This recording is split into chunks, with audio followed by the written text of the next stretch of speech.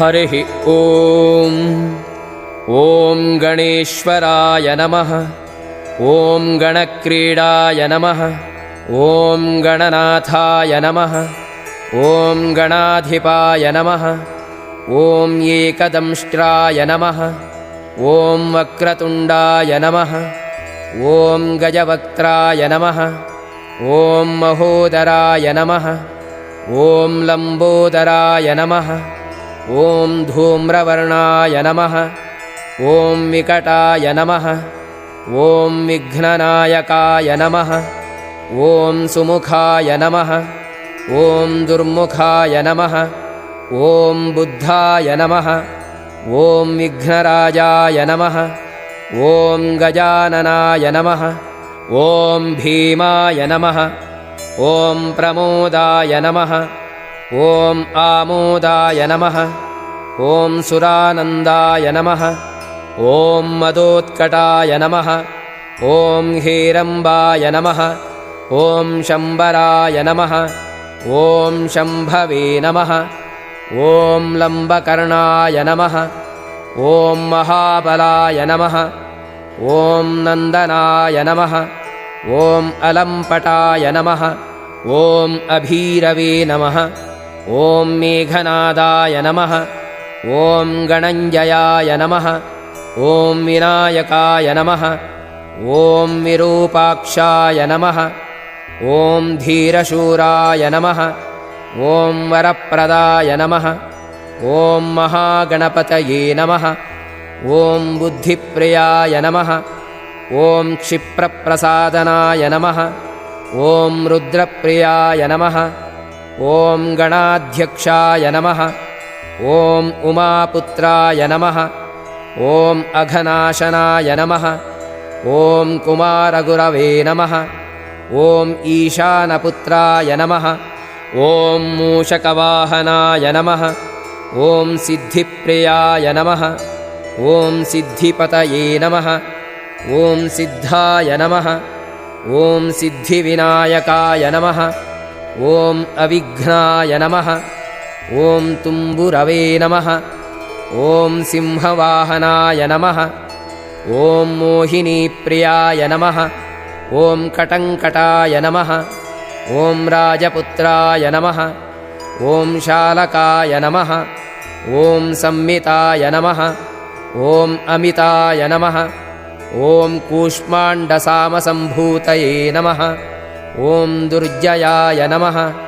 ॐ धूर्जयाय नमः। ॐ जयाय नमः। ॐ भूपतये नमः। ॐ भुवनपतये नमः। ॐ भूतानां पतये नमः। ॐ अव्ययाय नमः। ॐ विश्वकर्त्रे नमः। ॐ विश्वमुखाय नमः। ॐ विश्वरूपाय नमः।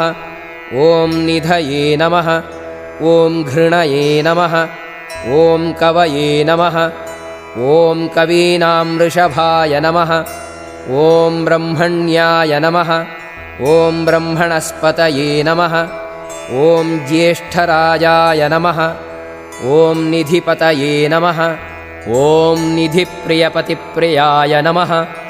ॐ हिरण्मयपुरान्तस्थाय नमः। ॐ सूर्यमण्डलमध्यगाय नमः।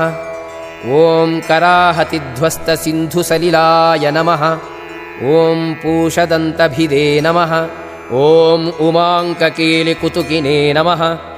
ॐ मुक्तिदाय नमः। ॐ कुलपालनाय नमः। ॐ किरीटिने नमः। ॐ कुण्डलिने नमः। ॐ हारिणे नमः। ॐ वनमालिने नमः। ॐ मनोमयाय नमः। ॐ वैमुख्यहतदैत्यश्रिये नमः। ॐ पादाहतिजितक्षितये नमः। ॐ सद्योजातस्वर्णमुञ्जमेखलिने नमः। ॐ दुर्निमित्तहृते नमः। ॐ दुःस्वप्नहृते नमः। ॐ प्रसहनाय नमः। ॐ गुणिने नमः। ॐ नादप्रतिष्ठिताय नमः। ॐ सुरूपाय नमः। ॐ सर्वनेत्राधिवासाय नमः। ॐ वीरासनाश्रयाय नमः। ॐ पीताम्बराय नमः। ॐ खण्डरदाय नमः। ॐ खण्डेन्दुकृतशेखराय नमः। ॐ चित्राङ्कश्यामदशनाय नमः। ॐ भालचन्द्राय नमः। ॐ चतुर्भुजाय नमः। ॐ योगाधिपाय नमः। ॐ तारकस्थाय नमः। ॐ पुरुषाय नमः। ॐ गजकर्णकाय नमः। ॐ गणाधिराजाय नमः। ॐ विजयस्थिराय नमः। ॐ गजपतिध्वजिने नमः। ॐ देवदेवाय नमः। ॐ स्मरप्राणदीपकाय नमः। ॐ वायुकीलकाय नमः। ॐ विपश्चिद्वरदाय नमः। ॐ नादोन्नादभिन्नबलाहकाय नमः। ॐ वराहरदनाय नमः। ॐ मृत्युञ्जयाय नमः। ॐ व्याघ्राजिनाम्बराय नमः। ॐ इच्छाशक्तिधराय नमः। ॐ देवत्रात्रे नमः। ॐ दैत्यविमर्दनाय नमः। ॐ शम्भुवक्त्रोद्भवाय नमः। ॐ शम्भुकोपघ्ने नमः। ॐ शम्भुहास्यभुवे नमः। ॐ शम्भुतेजसे नमः। ॐ शिवाशोकहारिणे नमः। ॐ गौरीसुखावहाय नमः। ॐ उमाङ्गमलजाय नमः। ॐ गौरीतेजोभुवे नमः। ॐ स्वर्धुनीभवाय नमः। ॐ यज्ञकायाय नमः। ॐ महानादाय नमः। ॐ गिरिवर्ष्मणे नमः। ॐ शुभाननाय नमः। ॐ सर्वात्मने नमः। ॐ सर्वदेवात्मने नमः। ॐ ब्रह्ममूर्ध्ने नमः। ॐ ककुप्श्रुतये नमः। ॐ ब्रह्माण्डकुम्भाय नमः। ॐ चिद्व्योमभालाय नमः। ॐ सत्यशिरोरुहाय नमः। ॐ जगज्जन्मलयोन्मेषनिमेषाय नमः। ॐ अग्न्यर्कसोमदृशे नमः। ॐ गिरीन्द्रैकरदाय नमः। ॐ धर्माधर्मोष्ठाय नमः। ॐ सामबृंहिताय नमः। ॐ ग्रहर्क्षदशनाय नमः। ॐ वाणीजिह्वाय नमः। ॐ वासवनासिकाय नमः। ॐ कुलाचलांसाय नमः। ॐ सोमार्कघण्टाय नमः। ॐ रुद्रशिरोधराय नमः। ॐ नदीनदभुजाय नमः। ॐ सर्पाङ्गुलीकाय नमः। ॐ तारकानखाय नमः। ॐ भ्रूमध्यसंस्थितकराय नमः। ॐ ब्रह्मविद्यामदोत्कटाय नमः। ॐ व्योमनाभये नमः। ॐ श्रीहृदयाय नमः। ॐ मेरुपृष्ठाय नमः। ॐ अर्णवोदराय नमः। ॐ कुक्षिस्थयक्षगन्धर्वरक्षकिन्नरमानुषाय नमः। ॐ पृथ्वीकटये नमः। ॐ सृष्टिलिङ्गाय नमः। ॐ शैलोरवे नमः। ॐ दस्रजानुकाय नमः। ॐ पातालजङ्घाय नमः। ॐ मुनिपदे नमः। ॐ कालाङ्गुष्ठाय नमः। ॐ त्रयीतनवे नमः। ॐ ज्योतिर्मण्डललाङ्गूलाय नमः। ॐ हृदयालाननिश्चलाय नमः। ॐ हृत्पद्मकर्णिकाशालिवियत्केलिसरोवराय नमः। ॐ सद्भक्तध्याननिगडाय नमः। ॐ पूजावारीनिवारिताय नमः। ॐ प्रतापिने नमः। ॐ कश्यपसुताय नमः। ॐ गणपाय नमः। ॐ इष्टपिने नमः।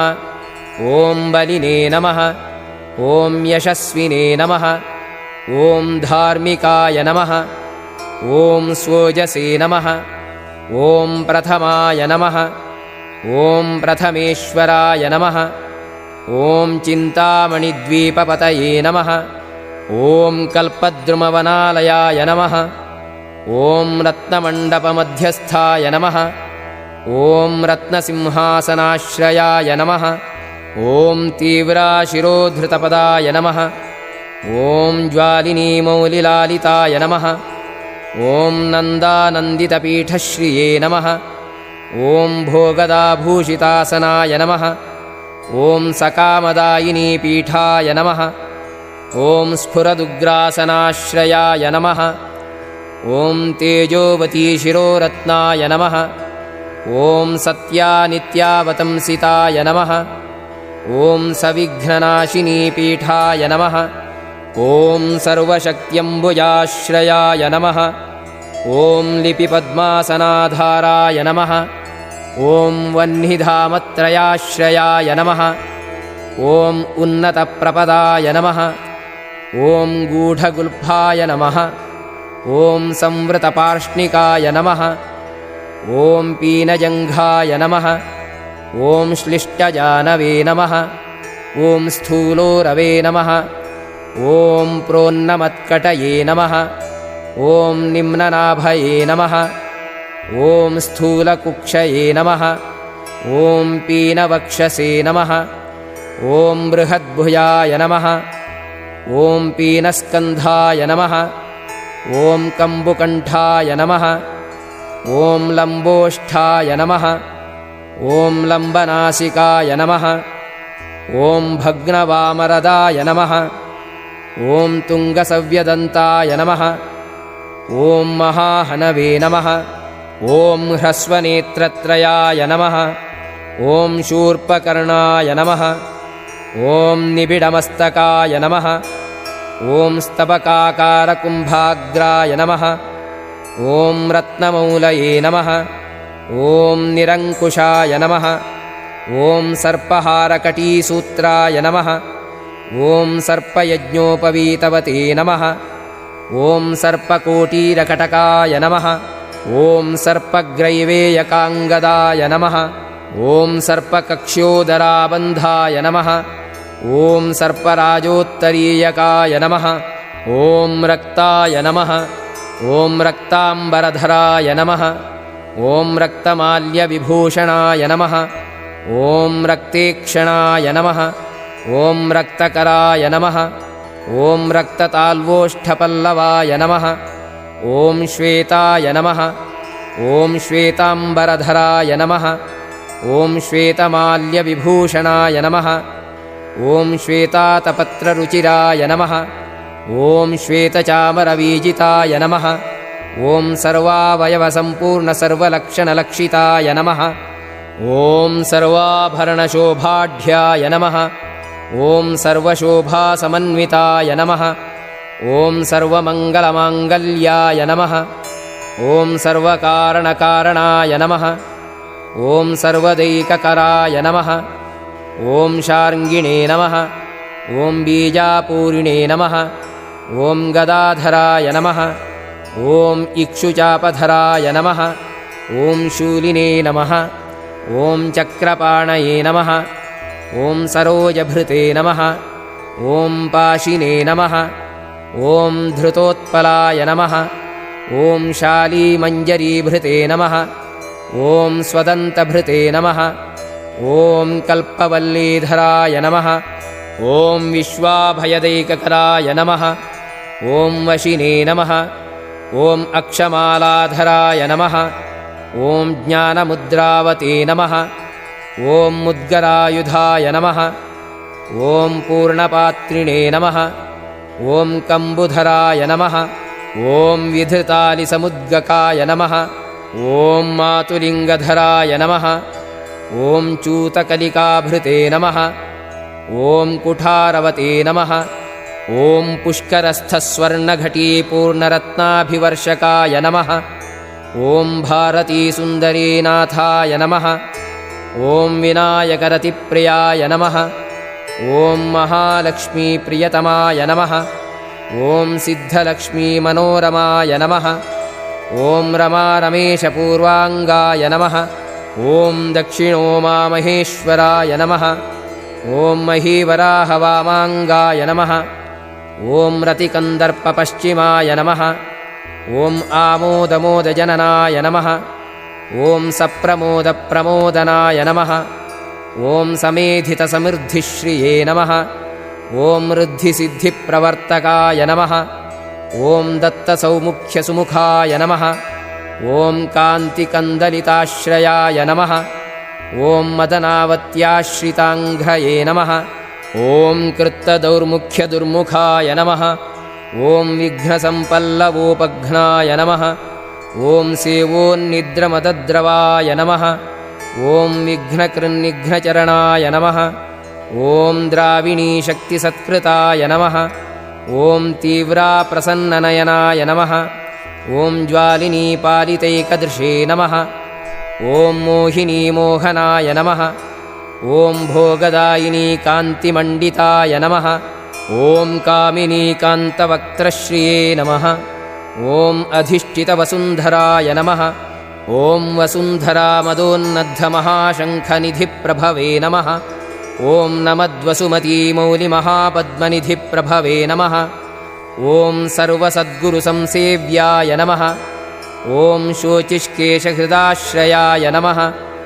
ॐ ईशानमूर्ध्ने नमः ॐ देवेन्द्रशिखायै नमः ॐ पवननन्दनाय नमः ॐ अग्रप्रत्यग्रनयनाय नमः ॐ दिव्यास्त्राणां प्रयोगविदे नमः ॐ ऐरावतादिसर्वाशावारणावरणप्रियाय नमः ॐ वज्राद्यस्त्रपरीवाराय नमः ॐ गणचण्डसमाश्रयाय नमः ॐ जयाजयपरीवाराय नमः ॐ विजयाविजयावहाय नमः ॐ अजितार्चितपादाब्जाय नमः ॐ नित्यानित्यावतंसिताय नमः ॐ विलासिनीकृतोल्लासाय नमः ॐ शौण्डीसौन्दर्यमण्डिताय नमः ॐ अनन्तानन्तसुखदाय नमः ॐ सुमङ्गलसुमङ्गलाय नमः ॐ इच्छाशक्तिज्ञानशक्तिक्रियाशक्तिनिषेविताय नमः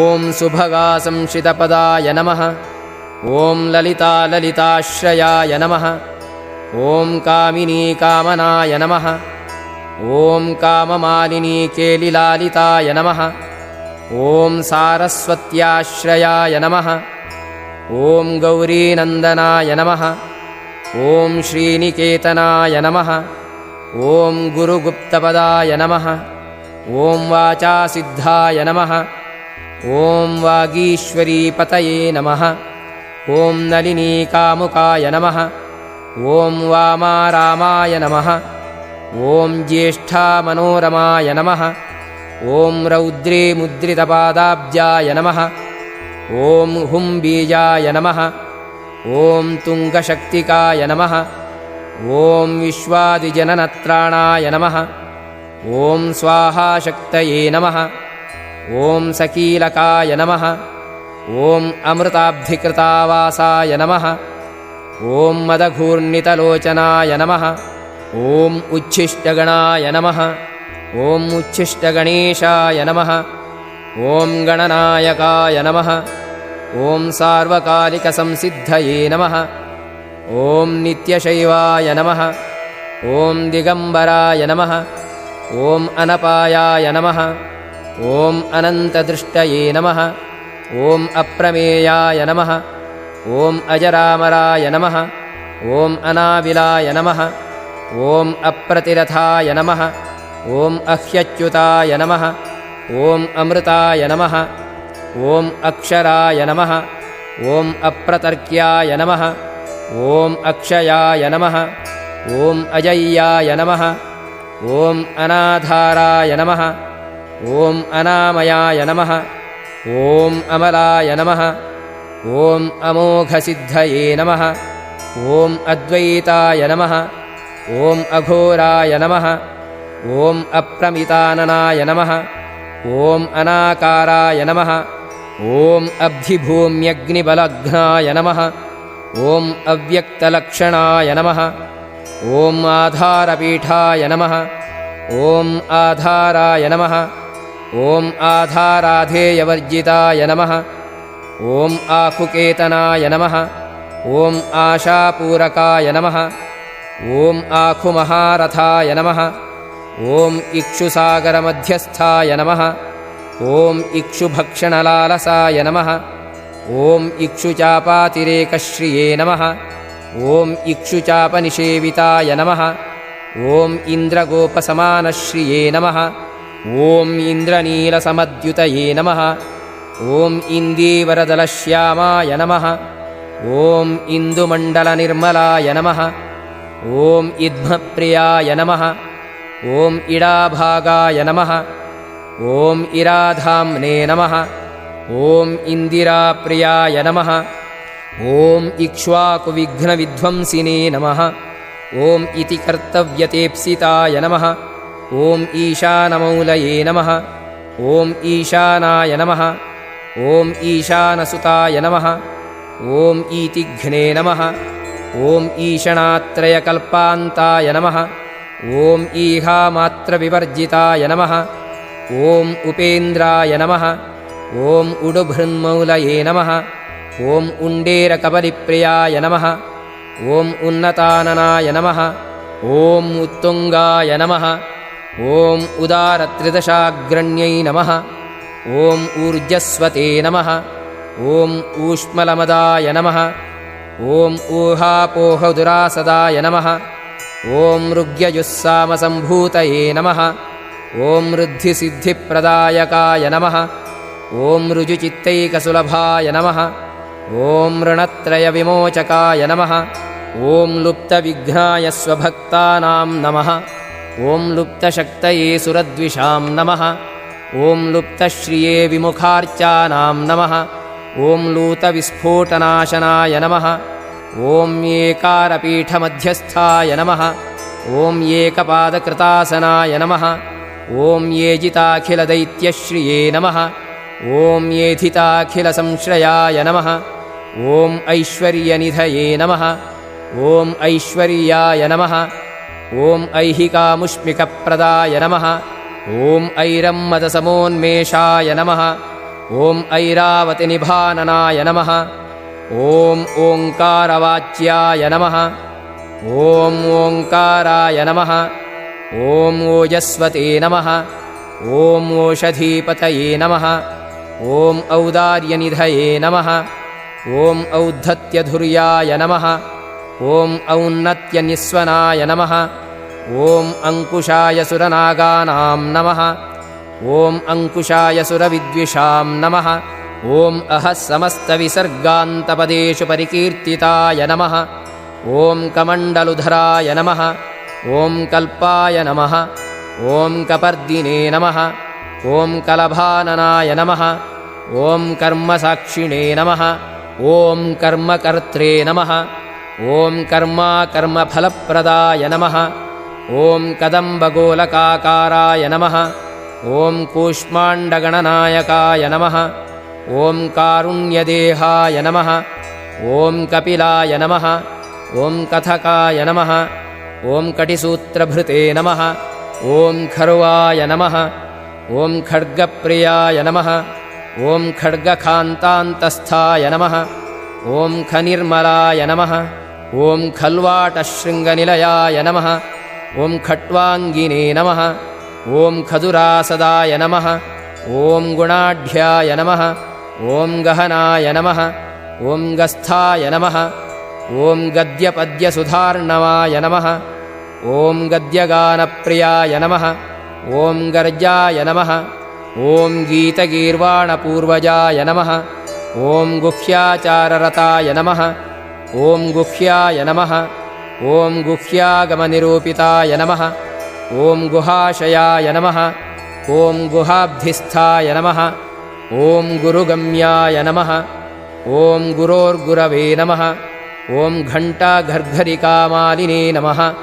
ॐ घटकुम्भाय नमः ॐ घटोदराय नमः ॐ चण्डाय नमः ॐ चण्डेश्वरसुहृदे नमः ॐ चण्डीशाय नमः ॐ चण्डविक्रमाय नमः ॐ चराचरपतये नमः ॐ चिन्तामणिचर्वणलालसाय नमः ॐ छन्दसे नमः ॐ छन्दोवपुषे नमः ॐ छन्दोदुर्लक्ष्याय नमः ॐ छन्दविग्रहाय नमः ॐ जगद्योनये नमः ॐ जगत्साक्षिणे नमः ॐ जगदीशाय नमः ॐ जगन्मयाय नमः ॐ जपाय नमः ॐ जपपराय नमः ॐ जप्याय नमः ॐ जिह्वासिंहासनप्रभवे नमः ॐ झलज्झलोल्लसद्दानझङ्कारिभ्रमराकुलाय नमः ॐ टङ्कारस्फारसंरावाय नमः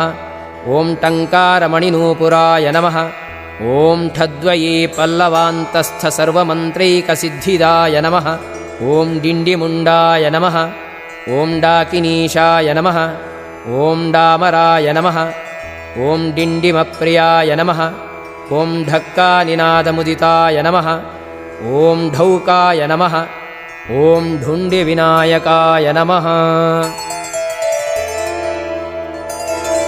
ॐ तत्त्वानां परमाय तत्त्वाय नमः ॐ तत्त्वं पदनिरूपिताय नमः ॐ तारकान्तरसंस्थानाय नमः ॐ तारकाय नमः ॐ तारकान्तकाय नमः ॐ स्थाणवे नमः ॐ स्थाणुप्रियाय नमः ॐ स्थात्रे नमः ॐ स्थावराय जङ्गमाय जगते नमः ॐ दक्षयज्ञप्रमथनाय नमः ॐ दात्रे नमः ॐ दानवमोहनाय नमः ॐ दयावते नमः ॐ दिव्यविभवाय नमः ॐ दण्डभृते नमः ॐ दण्डनायकाय नमः ॐ दन्तप्रभिन्नाभ्रमालाय नमः ॐ दैत्यवारणदारणाय नमः ॐ दंष्ट्रालग्नद्विपघटाय नमः ॐ देवार्थनृगजाकृतये नमः ॐ धनधान्यपतये नमः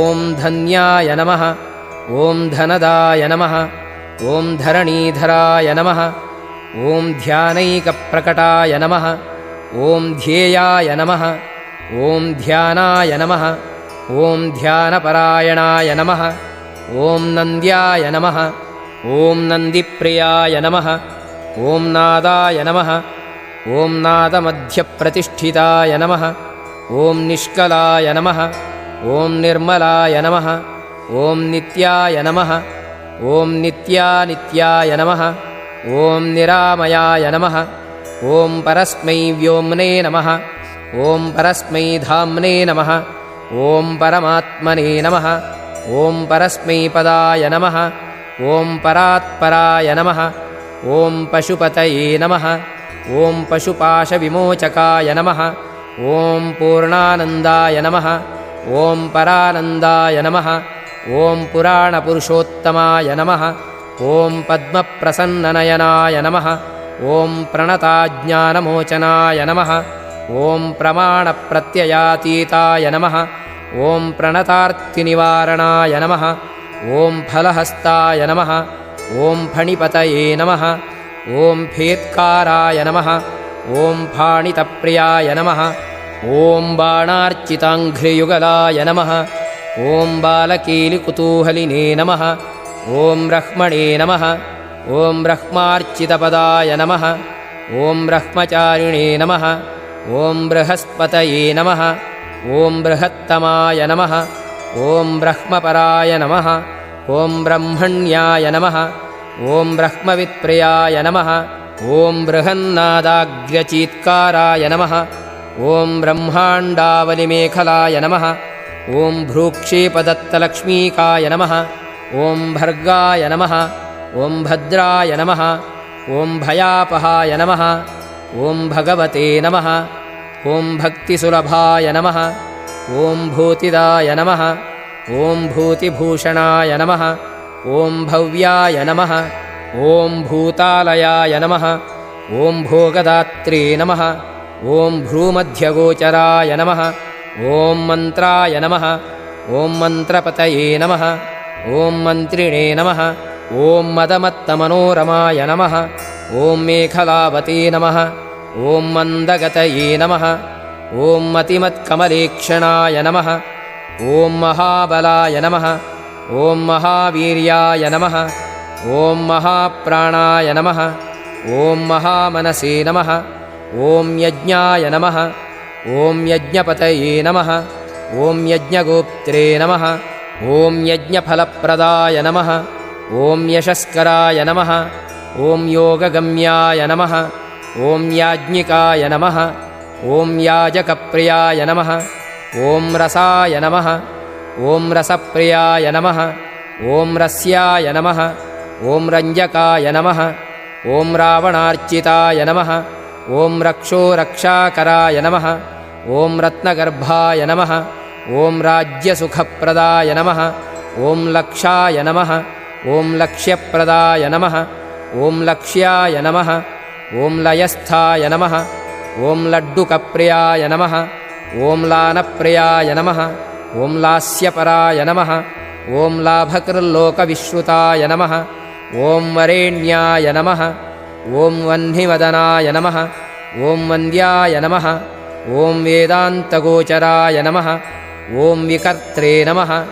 ॐ विश्वतश्चक्षुषे नमः ॐ विधात्रे नमः ॐ विश्वतोमुखाय नमः ॐ वामदेवाय नमः ॐ विश्वनेत्रे नमः ॐ वज्रिवज्रनिवारणाय नमः ॐ विश्वबन्धनविष्कम्भाधाराय नमः ॐ विश्वेश्वरप्रभवे नमः ॐ शब्दब्रह्मणे नमः ॐ शमप्राप्याय नमः ॐ शम्भुशक्तिगणेश्वराय नमः ॐ शास्त्रे नमः ॐ शिखाग्रनिलयाय नमः ॐ शरण्याय नमः ॐ शिखरीश्वराय नमः ॐ षड्ऋतुकुसुमस्रग्विणे नमः ॐ षडाधाराय नमः ॐ षडक्षराय नमः ॐ संसारवैद्याय नमः ॐ सर्वज्ञाय नमः ॐ सर्वभेषजभेषजाय नमः ॐ सृष्टिस्थितिलयक्रीडाय नमः ॐ सुरकुञ्जरभेदनाय नमः ॐ सिन्दूरितमहाकुम्भाय नमः ॐ सतसद्व्यक्तिदायकाय नमः ॐ साक्षिणे नमः ॐ समुद्रमथनाय नमः ॐ स्वसंवेद्याय नमः ॐ स्वदक्षिणाय नमः ॐ स्वतन्त्राय नमः ॐ सत्यसङ्कल्पाय नमः ॐ सामगानरताय नमः ॐ सुखिने नमः ॐ हंसाय नमः ॐ हस्तिपिशाचीशाय नमः ॐ हवनाय नमः ॐ हव्यकव्यभुजे नमः ॐ हव्याय नमः ॐ हुतप्रियाय नमः ॐ हर्षाय नमः ॐ हृल्लेखामन्त्रमध्यगाय नमः ॐ क्षेत्राधिपाय नमः ॐ क्षमाभर्त्रे नमः ॐ क्षमापरपरायणाय नमः ॐ क्षिप्रक्षेमकराय नमः ॐ क्षेमानन्दाय नमः ॐ क्षोणीसुरद्रुमाय नमः ॐ धर्मप्रदाय नमः ॐ अर्थदाय नमः ॐ कामदात्रे नमः ॐ सौभाग्यवर्धनाय नमः ॐ विद्याप्रदाय नमः ॐ विभवदाय नमः ॐ भुक्तिमुक्तिफलप्रदाय नमः ॐ आभिरूप्यकराय नमः ॐ वीरश्रीप्रदाय नमः ॐ विजयप्रदाय नमः ॐ सर्ववश्यकराय नमः ॐ गर्भदोषघ्ने नमः ॐ पुत्रपौत्रदाय नमः ॐ मेधादाय नमः ॐ कीर्तिदाय नमः ॐ शोकहारिणे नमः ॐ दौर्भाग्यनाशनाय नमः ॐ प्रतिवादिमुखस्तम्भाय नमः ॐ मृष्टचित्तप्रसादनाय नमः ॐ पराभिचारशमनाय नमः ॐ दुःखभञ्जनकारकाय नमः ॐ लवाय नमः ॐ त्रुट्यै नमः ॐ कलायै नमः ॐ काष्ठायै नमः ॐ निमेषाय नमः ॐ तत्पराय नमः ॐ क्षणाय नमः ॐ घट्यै नमः ॐ मुहूर्ताय नमः ॐ प्रहराय नमः ॐ दिवा नमः ॐ नक्तं नमः ॐ अहर्निशं नमः ॐ पक्षाय नमः ॐ मासाय नमः ॐ अयनाय नमः ॐ वर्षाय नमः ॐ युगाय नमः ॐ कल्पाय नमः ॐ महालयाय नमः ॐ राशये नमः ॐ तारायै नमः ॐ तिथये नमः ॐ योगाय नमः ॐ वाराय नमः ॐ करणाय नमः ॐ अंशकाय नमः ॐ लग्नाय नमः ॐ होरायै नमः ॐ कालचक्राय नमः ॐ मेरवे नमः ॐ सप्तर्षिभ्यो नमः ॐ ध्रुवाय नमः ॐ राहवे नमः ॐ मन्दाय नमः ॐ कवये नमः ॐ जीवाय नमः ॐ बुधाय नमः ॐ भौमाय नमः ॐ शशिने नमः ॐ रवये नमः ॐ कालाय नमः ॐ सृष्ट्यै नमः ॐ स्थितये नमः ॐ विश्वस्मै स्थावराय जङ्गमाय नमः ॐ भुवे नमः ॐ अद्भ्यो नमः ॐ अग्नये नमः ॐ मरुते नमः ॐ व्योम्ने नमः ॐ अहङ्कृतये नमः ॐ प्रकृत्यै नमः ॐ पुंसे नमः ॐ ब्रह्मणे नमः ॐ विष्णवे नमः ॐ शिवाय नमः ॐ रुद्राय नमः ॐ ईशाय नमः ॐ शक्त्यै नमः ॐ सदाशिवाय नमः ॐ त्रिदशेभ्यो नमः ॐ पितृभ्यो नमः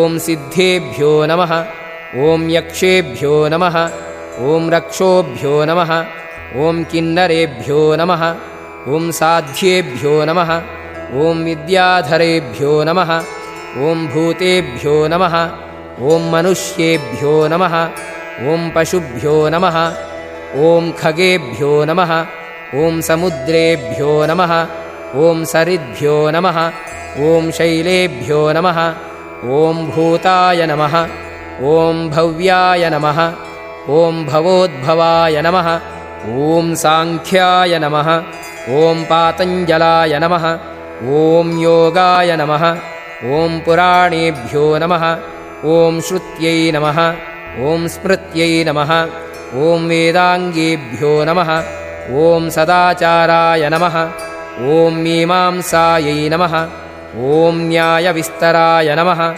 ॐ आयुर्वेदाय नमः ॐ धनुर्वेदाय नमः ॐ गान्धर्वाय नमः ॐ काव्यनाटकाय नमः ॐ वैखानसाय नमः ॐ भागवताय नमः ॐ सात्वताय नमः ॐ पाञ्चरात्रकाय नमः ॐ शैवाय नमः ॐ पाशुपताय नमः ॐ कालामुखाय नमः ॐ भैरवशासनाय नमः ॐ शाक्ताय नमः ॐ वैनायकाय नमः ॐ सौराय नमः ॐ जैनाय नमः ॐ आर्हतसंहितायै नमः ॐ सते नमः ॐ असते नमः ॐ व्यक्ताय नमः ॐ अव्यक्ताय नमः ॐ सचेतनाय नमः ॐ अचेतनाय नमः ॐ बन्धाय नमः ॐ मोक्षाय नमः ॐ सुखाय नमः ॐ भोगाय नमः ॐ अयोगाय नमः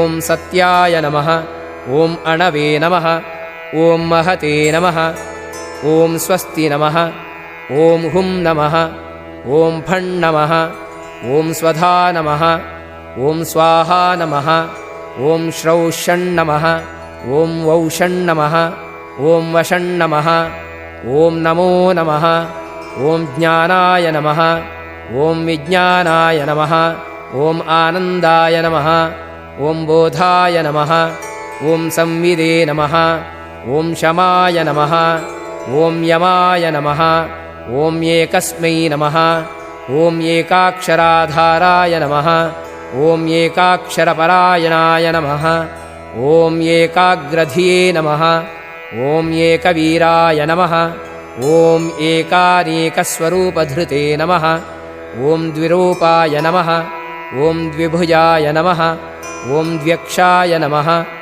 ॐ द्विरदाय नमः ॐ द्विपरक्षकाय नमः ॐ द्वैमातुराय नमः ॐ द्विवदनाय नमः ॐ द्वन्द्वातीताय नमः ॐ द्वयातिगाय नमः ॐ त्रिधाम्ने नमः ॐ त्रिकराय नमः ॐ त्रेतात्रिवर्गफलदायकाय नमः ॐ त्रिगुणात्मने नमः ॐ त्रिलोकादये नमः ॐ त्रिशक्तीशाय नमः ॐ त्रिलोचनाय नमः ॐ चतुर्बाहवे नमः ॐ चतुर्दन्ताय नमः ॐ चतुरात्मने नमः ॐ चतुर्मुखाय नमः ॐ चतुर्विधोपायमयाय नमः ॐ चतुर्वर्णाश्रमाश्रयाय नमः ॐ चतुर्विधवचो वृत्तिपरिवृत्तिप्रवर्तकाय नमः ॐ चतुर्थीपूजनप्रीताय नमः ॐ चतुर्थीतिथिसम्भवाय नमः ॐ पञ्चाक्षरात्मने नमः ॐ पञ्चात्मने नमः ॐ पञ्चास्याय नमः ॐ पञ्चकृत्यकृते नमः ॐ पञ्चाधाराय नमः ॐ पञ्चवर्णाय नमः ॐ पञ्चाक्षरपरायणाय नमः ॐ पञ्चतालाय नमः ॐ पञ्चकराय नमः ॐ पञ्चप्रणवभाविताय नमः ॐ पञ्चब्रह्ममयस्फूर्तये नमः ॐ पञ्चावरणवारिताय नमः ॐ पञ्चभक्ष्यप्रियाय नमः ॐ पञ्चबाणाय नमः ॐ पञ्चशिवात्मकाय नमः ॐ षट्कोणपीठाय नमः ॐ षट्चक्रधाम्ने नमः ॐ षट्ग्रन्थिभेदकाय नमः ॐ षडध्वध्वान्तविध्वंसिने नमः ॐ षडङ्गुलमहाह्रदाय नमः ॐ षण्मुखाय नमः ॐ षण्मुखभ्रात्रे नमः ॐ षट्शक्तिपरिवारिताय नमः ॐ षड्वैरिवर्गविध्वंसिने नमः ॐ षडूर्मिभयभञ्जनाय नमः ॐ षट्तर्कदूराय नमः ॐ षट्कर्मनिरताय नमः ॐ षड्रसाश्रयाय नमः ॐ सप्तपातालचरणाय नमः ॐ सप्तद्वीपोरुमण्डलाय नमः ॐ सप्तस्वर्लोकमुकुटाय नमः ॐ सप्तसप्तिवरप्रदाय नमः ॐ सप्ताङ्गराज्यसुखदाय नमः ॐ सप्तर्षिगणमण्डिताय नमः ॐ सप्तच्छन्दोनिधये नमः ॐ सप्तहोत्रे नमः ॐ सप्तस्वराश्रयाय नमः ॐ सप्ताब्धिकेलिकासाराय नमः ॐ सप्तमातृनिषेविताय नमः ॐ सप्तच्छन्दोमोदमदाय नमः ॐ सप्तच्छन्दोमखप्रभवे नमः ॐ अष्टमूर्तिध्येयमूर्तये नमः ॐ अष्टप्रकृतिकारणाय नमः ॐ अष्टाङ्गयोगफलभुवे नमः ॐ अष्टपत्राम्बुयासनाय नमः ॐ अष्टशक्तिसमृद्धश्रिये नमः ॐ अष्टैश्वर्यप्रदायकाय नमः ॐ अष्टपीठोपपीठश्रिये नमः ॐ अष्टमातृसमावृताय नमः ॐ अष्टभैरवसेव्याय नमः ॐ अष्टवसुवन्द्याय नमः ॐ अष्टमूर्तिभृते नमः ॐ अष्टचक्रस्फुरन्मूर्तये नमः ॐ अष्टद्रव्यहविप्रियाय नमः ॐ नवनागासनाध्यासिने नमः ॐ नवनिध्यनुशासित्रे नमः ॐ नवद्वारपुराधाराय नमः ॐ नवाधारनिकेतनाय नमः ॐ नवनारायणस्तुत्याय नमः ॐ नवदुर्गानिषेविताय नमः ॐ नवनाथमहानाथाय नमः ॐ नवनागविभूषणाय नमः ॐ नवरत्नविचित्राङ्गाय नमः ॐ नवशक्तिशिरोधृताय नमः ॐ दशात्मकाय नमः ॐ दशभुजाय नमः ॐ दशदिक्पतिवन्दिताय नमः ॐ दशाध्यायाय नमः ॐ दशप्राणाय नमः ॐ दशेन्द्रियनियामकाय नमः ॐ दशाक्षरमहामन्त्राय नमः ॐ दशाशाव्यापिविग्रहाय नमः ॐ एकादशादिभिरुद्रैः स्तुताय नमः ॐ एकादशाक्षराय नमः ॐ द्वादशोद्दण्डदोर्दण्डाय नमः ॐ द्वादशान्तनिकेतनाय नमः ॐ त्रयोदशभिदा भिन्नविश्वे देवाधिदैवताय नमः ॐ चतुर्दशेन्द्रवरदाय नमः ॐ चतुर्दशमनुप्रभवे नमः ॐ चतुर्दशादिविद्याढ्याय नमः ॐ चतुर्दशजगत्प्रभवे नमः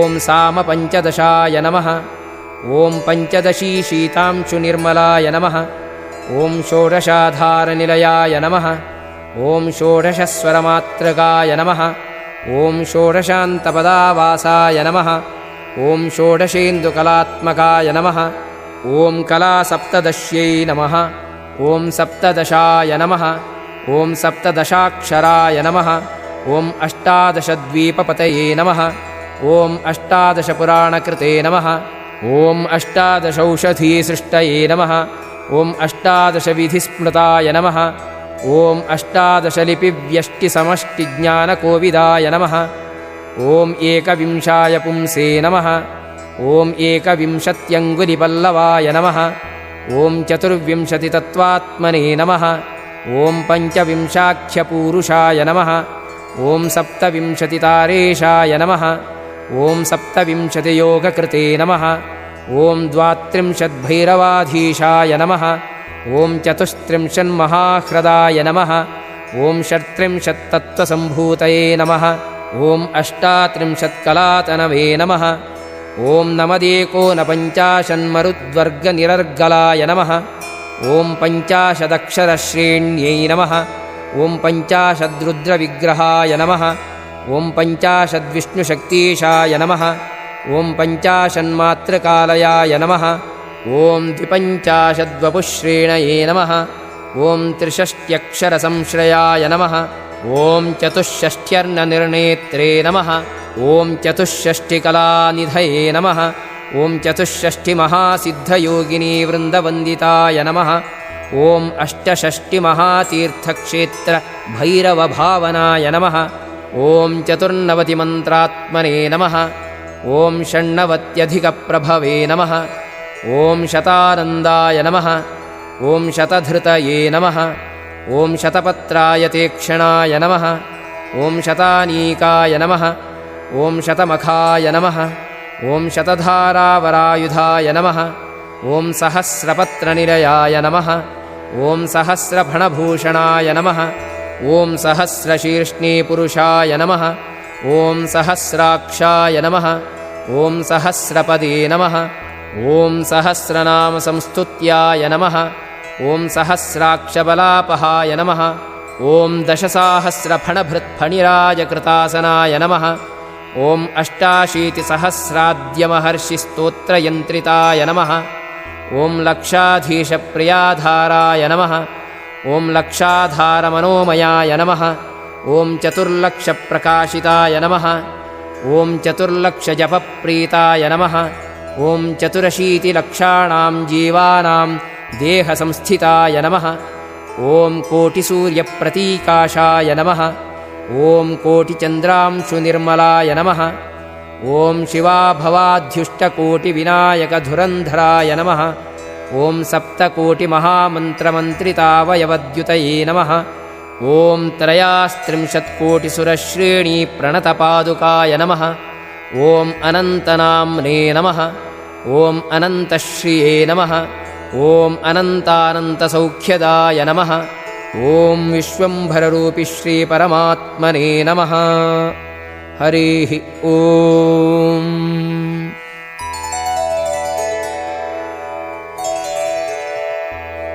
यस्तौति मद्गतमना मदाराधनतत्परः स्तुतो नाम्नां सहस्रेण तेनाहं नात्र संशयः नमो नमः सुरवरपूजितङ्घ्रये नमो नमो निरुपममङ्गलात्मने नमो नमो विपुलपदैकसिद्धये नमो नमः करिकलभाननायते इति श्रीगणेशपुराणे उपासनाखण्डे गणेशसहस्रनामस्तोत्रं सम्पूर्णम्।